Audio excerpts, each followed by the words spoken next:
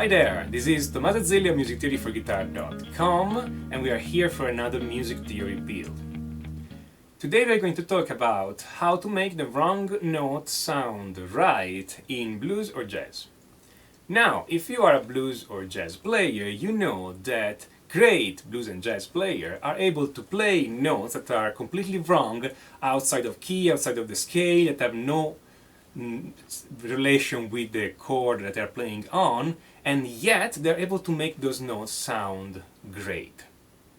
There are many ways to do that, and today I'm going to give you one simple trick that will expand greatly your possibility. And this trick is so easy and that you can use it in improvisation, you can use it instantly. As soon as you finish seeing this video, you will be able to use a number of wrong notes and make them sound right in your solo without even thinking. It's so simple. It's so simple that sometimes it's actually this trick gets actually underestimated because it seems too simple, but it just works great. So let me show you what is that. The first thing you need is either a scale or an arpeggio that works over the chord you are playing on. And you don't need to find anything strange or exotic. Whatever you are already playing, it's good. So if over a blues you're playing a pentatonic, the pentatonic is the scale you're going to use. If over a jazz piece you're playing a Lydian mode, that Lydian mode is what you're going to use. If you just use arpeggios, it's the same. So no need to go complicate in theory here. Just take whatever you have, and that's your scale or arpeggio. And this is your reference point. Okay? Let me make an example. Suppose I am playing over a blues in A, and of course the first chord of this blues is A7, and what I want to play over this chord, over this A7, I just want to play an arpeggio of A7, which means that I'm just going to play the notes A, C sharp, E and G. Of course I can play a bit more notes. A, C sharp, E and G, and this is an A7 arpeggio, and all those notes are going to work over my A7 because they are already in that chord. But I could have used the 8 minor pentatonic scale. It would have worked pretty much the same way. So, that is my arpeggio. How can I make the wrong notes sound good?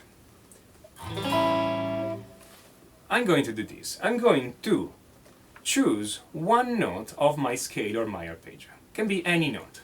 There is no exception. I mean, all the notes inside your scale or arpeggio will work. So just target one of those notes. In this case, I'm going to target, just to get started, I'm going to target this C sharp note. So, okay? This is my target note, this C sharp, on the 3rd string, 6th fret. Then, before I actually play that note, I am going to play the note just below it. So just 1 fret below, 3rd string, 5th fret. This note, it's a natural C, and it's not in your scale. So, whenever I play the solo, I first play the wrong note, just below my target note, and then I immediately play my target note. So, over my A7, I'm playing first the C, and then the C sharp.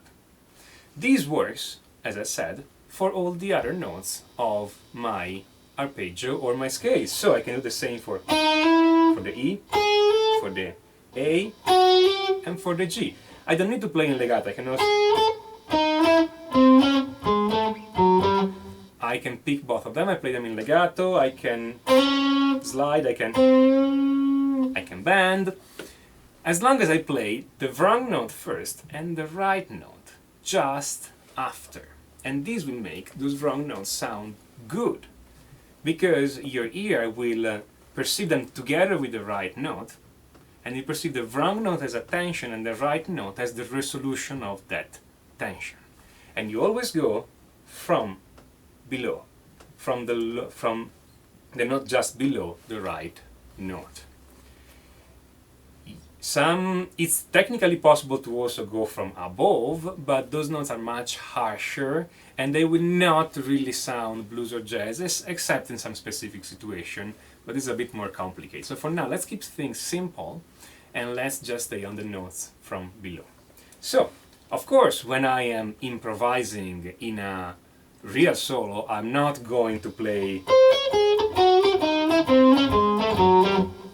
because it's a bit too mechanic. I'm going to mix and match a bit, note play normally, and the wrong note followed by the right note.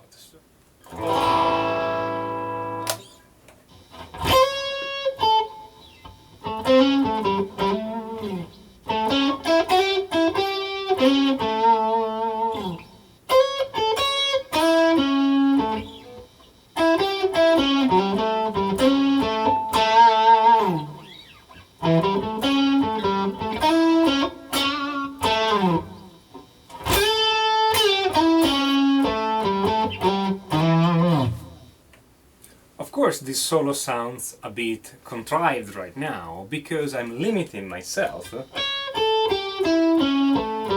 the 4 notes of the arpeggio, while normally I would not use just the arpeggio, I would also use the minor pentatonic scale, and when the chord changes, I will also change my arpeggio to the next chord. So yes, it sounds contrived right now, but it's just a minimal example to get you started. Of course, this trick works no matter what arpeggio scale you're using.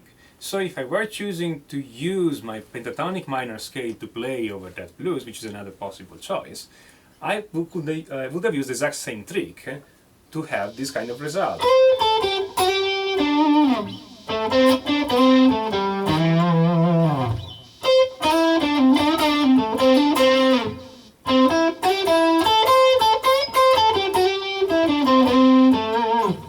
I'm limiting myself to this position, but you can of course move around, play in all the position of the pentatonic. You can use again any scale, any arpeggio. I'm just keeping the example minimal to show exactly what I am doing.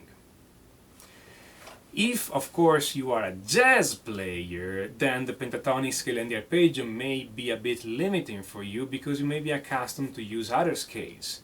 But the exact same trick will work no matter how complicated or exotic is your scale. So if you are playing something like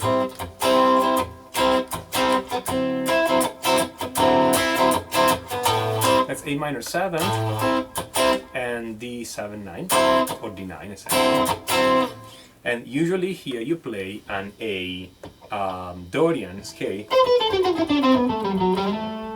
Okay, the same trick applies exactly the same way, of course,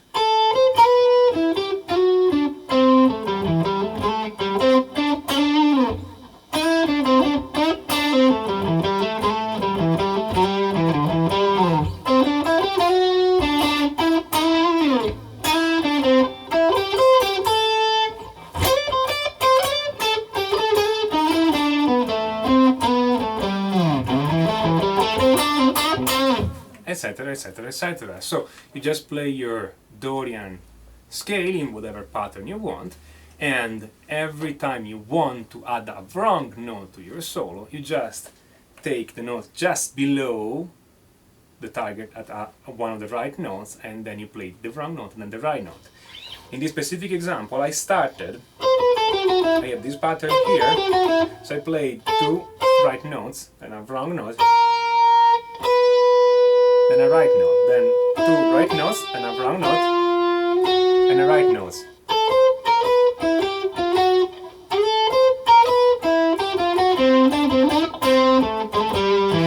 And then of course I continue using a bit of right notes and a bit of wrong notes. So every time you want to add a bit of spice to your solo, you just target one of the notes of the scale and arpeggio you are already using, but before playing it you play the note just below it, and then you play the correct note, of course. This little trick is also called playing the lower neighbor notes. The neighbor notes, of course, lower neighbor note being the wrong note you play just before playing the right one. As I said before, you can also use the upper neighbor, so the note just above, your correct note, but those tend to sound pretty harsh, and they're not really suited for blues or jazz. Of course, in music you can do anything and everything, but I see that by and large, if you want a blues or jazz sound, it's best to use the lower neighbor, not the upper neighbor. So using the wrong note just below your correct note, not the wrong note just above your correct note. As you see, the trick is incredibly simple and you can apply it immediately to anything you can already play. So my suggestion is to grab your guitar right now and give it a try and see what you can do. Until next time, enjoy!